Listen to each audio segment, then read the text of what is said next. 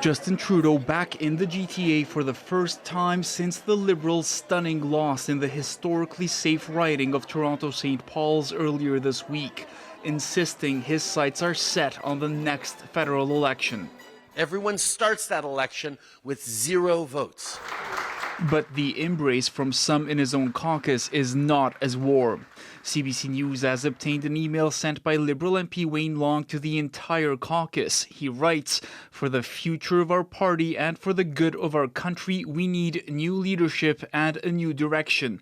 The voters have spoken loud and clear. They want change. I agree." And then there's this.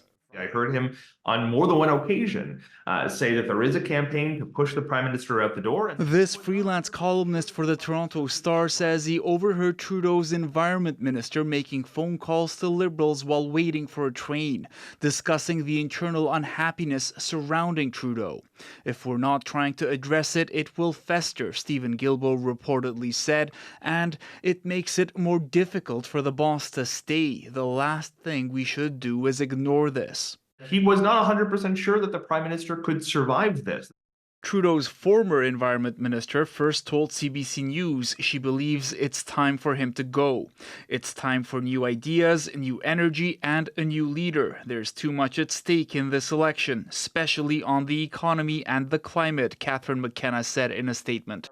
This pollster says that grumbling may only grow. I think we expected a close race in Toronto Centre, but losing it is a symbol of how far I think the Liberal Party and Mr. Trudeau in particular has fallen. Guilbeault said in a statement, one-sided conversations do not reflect the open and honest exchanges he routinely has with colleagues, and Trudeau has his full support.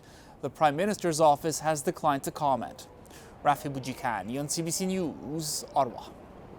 Let's bring in David Cochrane, host of Power and Politics. So, David, we've heard from a former cabinet minister and now a sitting MP. How significant is all of this? Yeah, Ian, to this point, there's been a lot of public talk from former Liberals about the need for the Prime Minister to go. But this email from Wayne Long, that is the first open push for change from inside the current Liberal caucus. Some context, though, Wayne Long disagreed with the Prime Minister in the past, and he's not running again.